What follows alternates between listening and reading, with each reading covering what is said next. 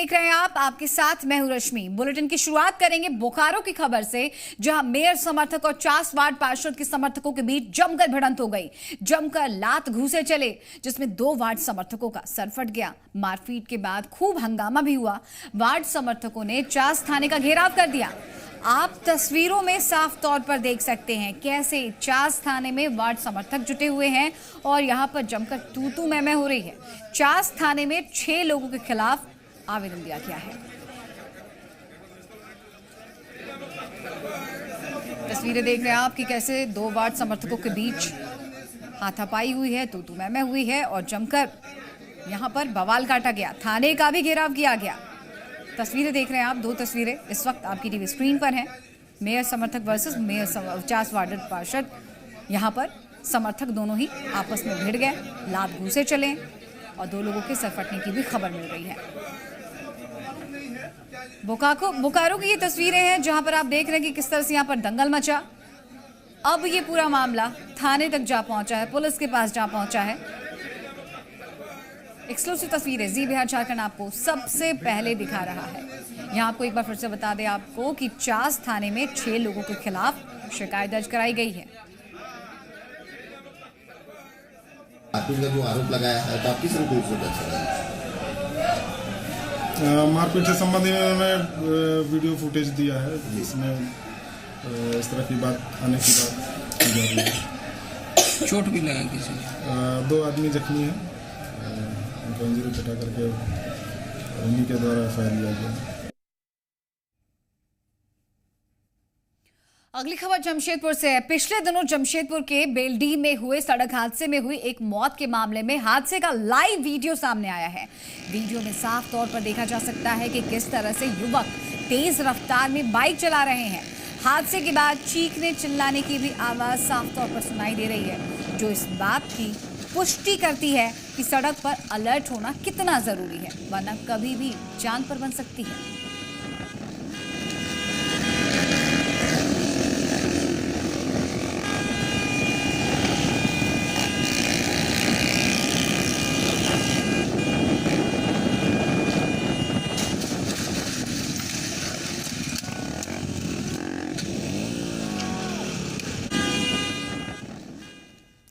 अब बात धनबाद में हुए महापाप की, जहां एक नाबालिग बच्ची के साथ गैंगरेप का मामला सामने आया है। बताया ये जा रहा है कि पीड़ित शौच के लिए निकली थी, जहां 2 युवकों ने बच्ची को अगवा कर लिया और फिर लगातार 2 दिनों तक दुष्कर्म किया उसके साथ। अस्मत को तार-तार करने के बाद आरोपी पीड़ित बच्ची को जंगल में छोड़कर फरार हो गए। घर लौटने के बाद पीड़ित बच्ची ने सारी घटना अपनी मां को बताई, जिसके बाद मामला झरिया थाने में पहुंचा। पुलिस मामले की तफ्तीश में जुट गई है और आरोपियों की धरपकड़ के लिए कोशिशें तेज कर दी गई। झरिया थाना में आने के बाद इसमें कांड दर्ज कर अग्रतर अनुसंधान किया जा रहा है, छानबीन की जा रही है। लड़की को मेडिकल के लिए भेजा गया है? लड़की को मेडिकल के लिए भेजा जा रहा है और कल कोर्ट खुलेगा तो 164 का भी बयान इसका कराया जाएगा। चलिए आगे बढ़ते बात करते हैं जेपीएससी की। जेपीएससी मतलब विवाद। जेपीएससी का कोई ऐसा एग्जाम नहीं है जो बिना विवाद के संपन्न हुआ हो। सोमवार को मेंस एग्जाम को रद्द करने की मांग को लेकर छात्रों ने मानव श्रृंखला बनाकर विरोध प्रदर्शन किया। यहां आपको बता दें कि सोमवार को मेंस एग्जाम है और साथ ही साथ कोर्ट में भी इस मामले पर सुनवाई चल रही है। जेपीएससी पर जंग, मेंस एग्जाम के विरोध में हल्ला बोल, सड़क पर उतरा छात्रों का हुजूम, मानव श्रृंखला के जरिए विरोध। जेपीएससी का विवादों से पुराना नाता है। झारखंड में बिना विवाद के एक भी परीक्षा संपन्न नहीं हो पाता है। सोमवार को जेपीएससी का मेंस एग्जाम है। उससे पहले इस परीक्षा के विरोध में छात्रों का हुजूम सड़कों पर नजर आया। मानव श्रृंखला बनाकर छात्रों ने एग्जाम का विरोध किया। हर जगह से केवल आश्वासन मिला, इसलिए हम लोगों ने जब हर जगह से केवल मतलब कोई एक ठोस मतलब बात नहीं बन पाई, तो हम लोग आज सब लोगों ने निर्णय लिया, रोड पे एकदम शांति तरीके से एकदम अपना आक्रोश जो है उसको प्रकट कर रहे हैं। देखिए, सबसे पहले तो ये कहना चाहते हैं कि 106 गुना रिजल्ट दिया सरकार, स्टूडेंट के हित में जाकर अगेंस्ट रिजल्ट दिया। अगर 106 गुना रिजल्ट देना ही था तो मेंस का एग्जाम ना लेके सबको इंटरव्यू में डायरेक्ट बुला लेता और सबको 20-20 क्वेश्चन दे देता।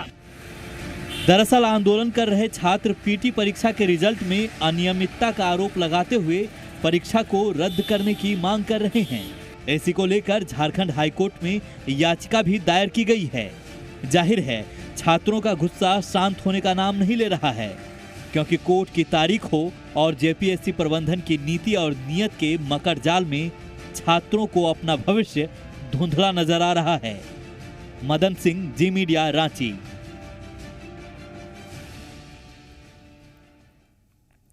झारखंड में महागठबंधन के बीच सीट शेयरिंग का फाइनल फॉर्मूला अभी तक तय नहीं हुआ है, लेकिन इस बीच एनडीए के दलों के बीच भी सीटों पर खींचतान नजर आने लगी है। लंबे वक्त से बीजेपी की सहयोगी रही आजसू ने लोकसभा चुनाव नहीं लड़ने के अपने स्टैंड से यू टर्न ले लिया और लोकसभा चुनाव में अपनी दावेदारी पेश कर दी है। अब विरोधी एनडीए में मची खींचतान पर मजे ले रहे हैं। अब एनडीए में सीट पर खींचतान। एजेएसयू ने किया ऐलान, 3 सीट पर दावेदारी ने बढ़ाई टेंशन। लोकसभा चुनाव जैसे जैसे नजदीक आ रहा है, पार्टी और नेताओं की बेचैनी भी वैसे वैसे बढ़ती जा रही है। कल तक सीट शेयरिंग पर माथापच्ची महागठबंधन के हिस्से थी, लेकिन अब लपेटे में एनडीए का मजबूत किला भी आ गया है। लोकसभा चुनाव नहीं लड़ने का फैसला कर चुकी एजेएसयू ने यू टर्न ले लिया है। जाहिर है बीजेपी की सिरदर्दी बढ़ गई है। गिरिडीह लोकसभा, हजारीबाग लोकसभा और रांची लोकसभा, ये तीनों लोकसभा सीटों की समीक्षा की शुरुआत की है, रायशुमारी लेना शुरू किया है। इसके बाद हम अन्य लोकसभा सीटों पर भी रायशुमारी लेंगे और जनता का जैसा राय आएगा, कार्यकर्ताओं को जैसा राय आएगा, उसी के अनुरूप हम लोकसभा का चुनाव में उतरने की तैयारी करेंगे। स्वाभाविक रूप से भारतीय जनता पार्टी उन सारे जो सीटें जीती हुई है उस पर न किसी से समझौता की बात करेगी, न आज करते हैं न भविष्य में करेगी। इसलिए ये सब बातें भारतीय जनता पार्टी की समझ लाना ही बेकार है। लोकसभा चुनाव में एजेएसयू की एंट्री ने विपक्ष को बैठे बिठाए खुश होने का मौका दे दिया है। कांग्रेस और जेएमएम ने न सिर्फ एजेएसयू पर तंज कसा, साथ ही बीजेपी पर भी निशाना साधा। 14, 15, 17 सालों से भाजपा के साथ जो दल रहा है उसकी मानसिकता वैसे ही है। हम लोग एक लाइक माइंडेड पार्टीज हैं और हम लोग के बीच गठबंधन हो सकता है, लेकिन जो आजसू की कवायद है वो भाजपा को दबाव में लाने की कवायद है। अभी तो उन्होंने 3 का कहा है, कल 14 का भी कह सकते हैं, क्योंकि उनको बार्गेनिंग करनी है। उनकी बातों को बहुत संजीदगी से अब जनता नहीं लेती है।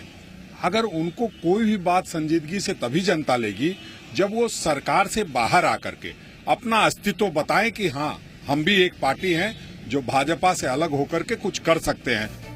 2019 के चुनावी समर में होता लगाने के लिए पार्टियां बेताब हैं। अब कौन किसके साथ जाएगा ये तो फाइनल फॉर्मूले से ही तय हो पाएगा। फिलहाल सीटों पर मची खींचतान से दोनों खेमों में खलबली तो जरूर मची है। मदन सिंह, जी मीडिया, रांची। अब मन की बात। प्रधानमंत्री नरेंद्र मोदी ने रेडियो पर मन की बात कार्यक्रम के जरिए लोगों से रूबरू हुए। जमशेदपुर में सीएम रघुवर दास ने भी इस कार्यक्रम को लोगों के साथ बैठकर सुना। उधर रांची में मंत्री सीपी सिंह और बीजेपी के संगठन महामंत्री कार्यक्रम को सुना। पीएम के मन की बात, साल 2019 का पहला प्रसारण। 52वें एपिसोड को सीएम ने भी सुना। जमशेदपुर से रांची तक मन की बात काम किया है। जमशेदपुर में मुख्यमंत्री रघुवर दास ने पीएम के मन की बात कार्यक्रम को लोगों के साथ बैठकर सुना। सूर्य मंदिर परिसर में सीएम ने आम लोगों के साथ बैठकर पीएम के मन की बात सुनी। इसके लिए जिला प्रशासन ने खास इंतजाम किए हुए थे। इस मौके पर मुख्यमंत्री रघुवर दास ने कहा कि प्रधानमंत्री के मन की बात कार्यक्रम से हम लोग प्रेरणा लेते हैं। सीएम ने यह भी कहा कि जमशेदपुर का एक छात्र और एक छात्रा 29 जनवरी को प्रधानमंत्री से सीधी बात करेंगे, जो झारखंड और जमशेदपुर के लिए गौरव की बात है। कार्यक्रम खत्म होने के बाद आयुष कुमार झा और निशिका साहू को सम्मानित भी किया गया। उनके सपनों का भारत, उनके सपनों का झारखंड, जो मन की बात में जो बातें उन्होंने बताती है, तो निश्चित रूप से समस्त देशवासियों को और स्वयं मुझे भी बहुत प्रेरणा मिलती है। उन प्रेरणा के अनुरूप हम अपने झारखंड को नया झारखंड बनाएं। प्रधानमंत्री से बात करने का अवसर प्राप्त हुआ और मुझे आज माननीय मुख्यमंत्री ने पुरस्कृत किया और उन्होंने बहुत माय गवर्नमेंट ऐप के थ्रू प्रधानमंत्री से क्वेश्चन पुट अप किया था। बहुत ज़्यादा प्राउड फील कर रही हूँ कि माननीय प्रधानमंत्री जी के साथ साथ मुझे माननीय मुख्यमंत्री जी का भी सम्मान मिला। मेरे नन्हे मुन्ने साथियों। उधर रांची में मंत्री सीपी सिंह और बीजेपी के संगठन महामंत्री धर्मपाल ने पीएम के मन की बात कार्यक्रम को सुना। भारतीय जनता पार्टी चुटिया मंडल ने इसके लिए खास इंतजाम किए थे। चुटिया में मन की बात कार्यक्रम को लेकर कार्यकर्ताओं में खासा उत्साह दिखा। उन्होंने अंतरिक्ष तक की बात की है।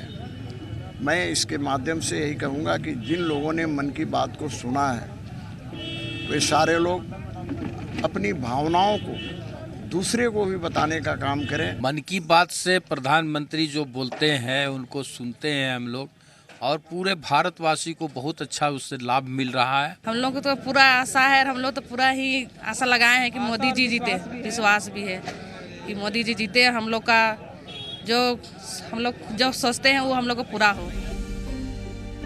बता दें, रेडियो पर मन की बात कार्यक्रम का ये 52वां एपिसोड था, लेकिन साल 2019 का ये पहला प्रसारण था।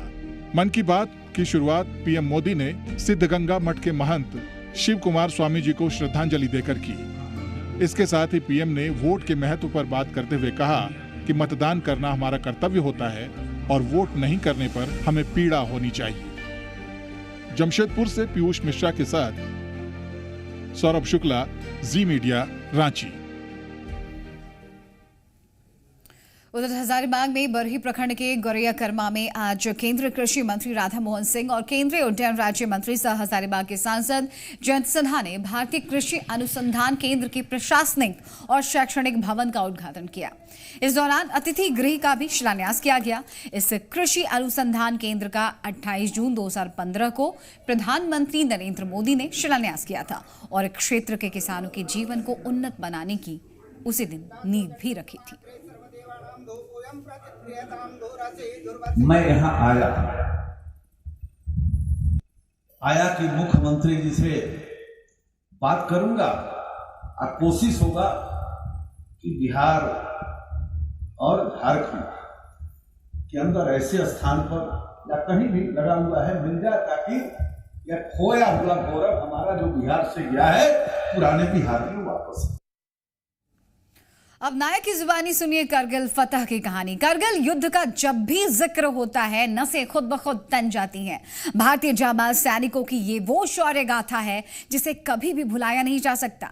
रामगढ़ में शहीदों के सम्मान कार्यक्रम में जब करगिल युद्ध के महानायक सतवीर सिंह ने उस पल को जब लोगों के सामने रखा तो हर किसी की आंखें नम हो गई।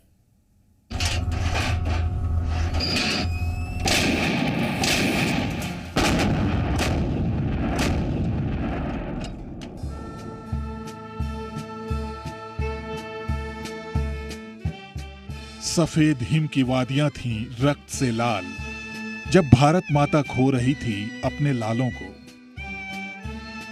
जब बदन पर तिरंगा और होठों पर गंगा जल था, चढ़ रहे थे वो चोटी पर लेकर भारत माता का नाम।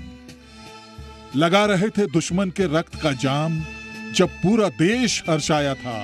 हाँ, वही पल था एक सैनिक के लिए, वो क्या पल था।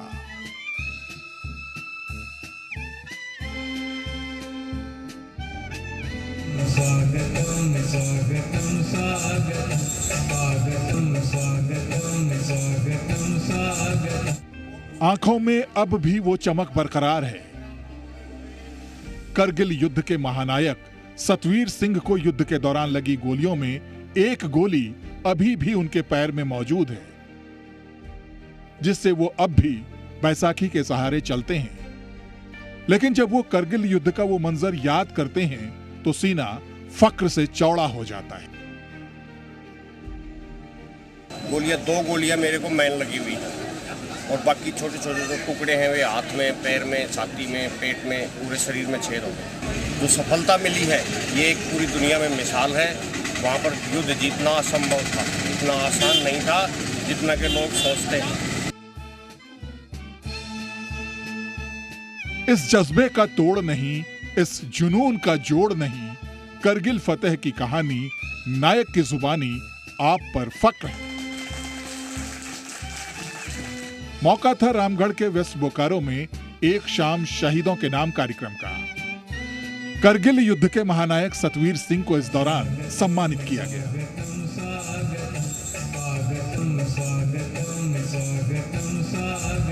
12-13 जून 1999 की मध्य रात्रि में करगिल युद्ध के दौरान तोरोलिंग पहाड़ी फतह करने का आदेश मिला था, क्योंकि श्रीनगर लेह को जोड़ने वाले राष्ट्रीय राजमार्ग के ठीक बगल में स्थित इस पहाड़ी पर पाकिस्तानी घुसपैठियों ने अपना मोर्चा बना लिया था और यहीं से वो हर समय गोलीबारी कर भारतीय सप्लाई लाइन को बंद कर देना चाहते थे, जो एक बड़ी चुनौती थी।